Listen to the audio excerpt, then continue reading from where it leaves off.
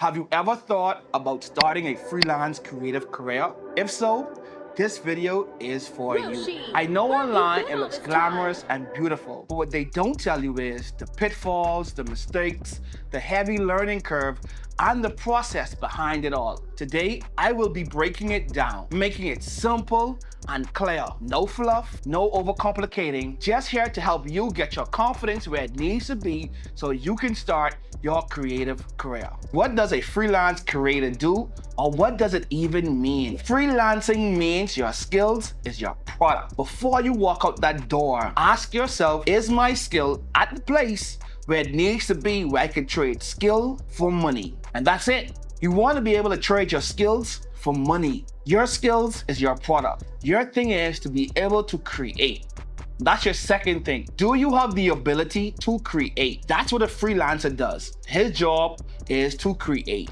Create what? So whatever they hire you to do. This can be photography, video skills, editing skills, live production skills, even social media content skills. One of the things I did and so many other creators did starting their journey is they try to do everything. That's the worst thing to do. You've heard this cliche over and over and over, and I am just going to repeat it. Find your niche and stay in your lane. One of the things you want to do as a creative to get yourself started is build yourself a portfolio. Everybody asks for a portfolio. They want to see your work. They want to see your page. They want to see what you've done before, who you work with, etc. You don't have to get paid to start. I want you to remember that. You can go out right now and create a portfolio. You could even start recording yourself to show people you know how to make lifestyle and vlog content. Simple as that. You can get a family member and take photos. You can show individuals and your future clients that you can take great, clear, quality photos. Remember this, it's all about quality over quantity. Your portfolio should answer one question: can you get the job done? Gear matters, but not like you think. You can start off with anything. You can start off with your cell phone, an Osmo Pocket, a GoPro. You could even use your iPod and create some type of quality content. You use what you have. If you have a cell phone, use that.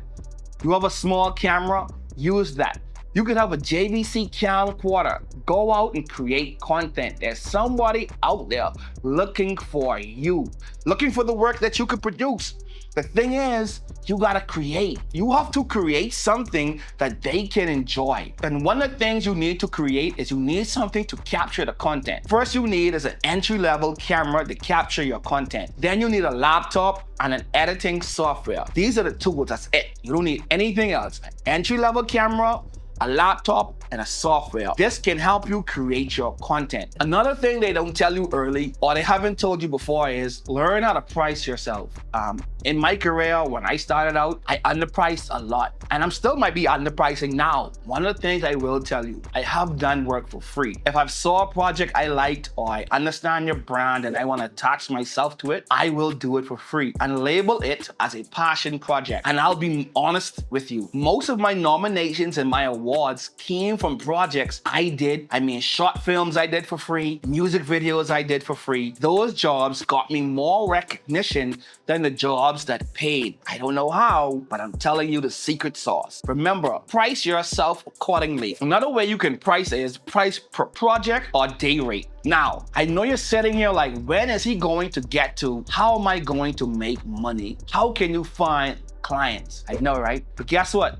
If you're still thinking that, then you haven't got it. You can find clients anywhere. For me, I started off in my church. I started off as a content creator, a video editor, and assistant in my church. The thing about my organization I was in is we had a congregation of more than 2,000 individuals. So what that meant was on any given day, my work was being displayed amongst all of these people. So on any given Sunday, someone's gonna walk up to me randomly and ask, who did that video? Who took those photos? Who edited that video? Who did that? Who did this? And that's how I got my name started, right in my local church. In your local church, you have entrepreneurs, you have business owners, you have doctors, you have professionals, you have politicians in your local church. Go in your local church and start creating content. Another way for you to find clients, start in your community. Civic groups, nonprofit organizations, those organizations where you can trade your talent for time. And that's how you can build your portfolio. Most of these nonprofit organizations and civic groups need updated videos,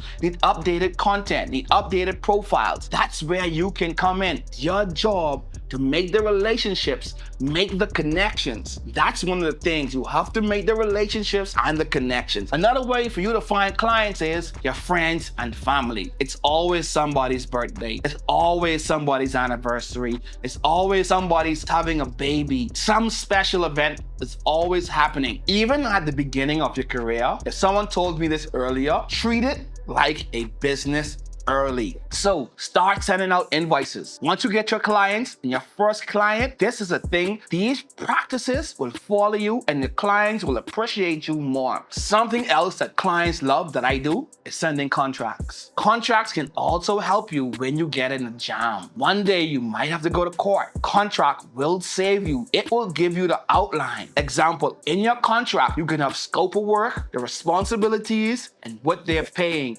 and what they're not paying for, and if they want more services, here's the fees and charges. Your deadlines, your responsibilities, everything you need, you can outline in a contract. That is one reason for a contract. It can help them from you and you from them. Your contract is the biggest thing that can help you. Remember, use a contract. And what a contract also does, it set boundaries. That lets them know that throughout this project, they can't keep coming and telling you, I want this, add that, add this, take away that. No, your contract has an outline.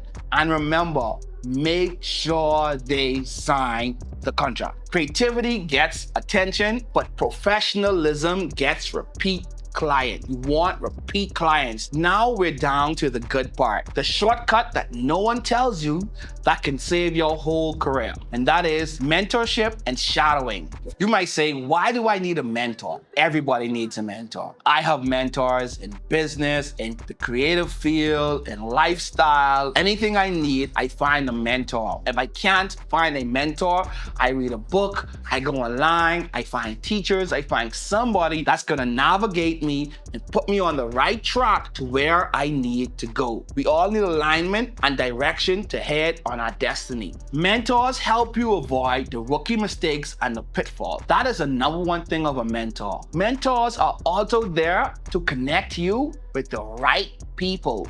One of the things as a creative is connections and networking should be your number one skill. Over the skill that you have with your tool, being able to connect with others should always be a number one thing. Because if you don't have a good personality, if you're not a good person, then how can you even get clients? Like I said earlier, the shortcut is mentorship and shadowing. You want to get on set and shadow somebody. Find someone in the street, in your community, in your city, and shadow them. Ask them, can I come on set with you and shadow you? That's it. Can I learn from you? People love to hear that you want to be their mentee and them their mentor. You can assist by observing edits, calls to clients, even on set.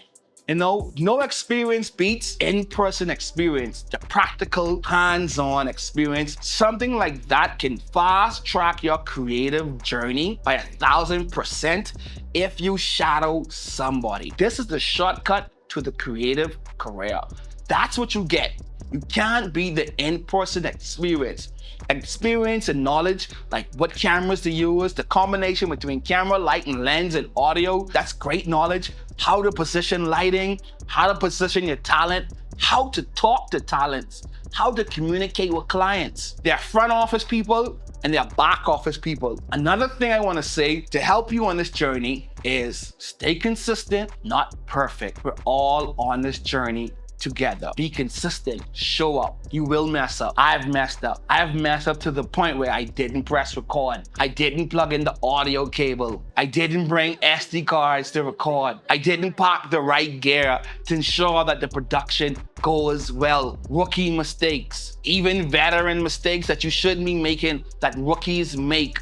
We all mess up, okay? Stop being hard on yourself and create. Learn as you grow and grow fast. Take the notes, watch the films. But I want to give you some bonus tips. If you got everything I said earlier, then these tips will help you. You want to get some work management softwares. These workflow softwares are going to help you look like a professional early. One of the things you need is places to store your content, meaning Google Drive. You need a Google Drive, Dropbox. Places like these, you can send links to clients, collaborators, friends, anybody. You could store work, organize folders and files in any way possible you see fit. Another thing is something I use and I've learned and I've adopted from somebody I was around was Frame.io. Frame.io is a platform allows you and your client the flexibility to upload work, and clients can leave comments in real time. Even if you're just freelancing and without a business in mind, the way you send work off to people who hired you gives them a great professional outlook of you.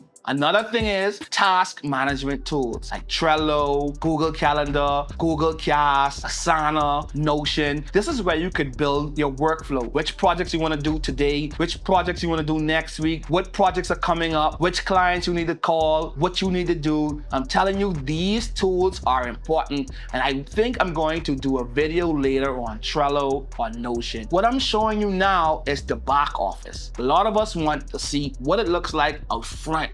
But behind the scenes is also more important than what it looks like in the front of the eyes. Remember, get the back office right. Find work management tools and task management tools that can help you organize your day, organize your life. If you're still here at the end and this video helped you, hit the like button, subscribe. Share this to a content creator who's starting their journey also. Stay focused on your journey. Remember, stop comparing. It's all about you and your process. Now, let's jump in the heat, roll up your sleeves, and let's get cooking. I'll see you in the next vid.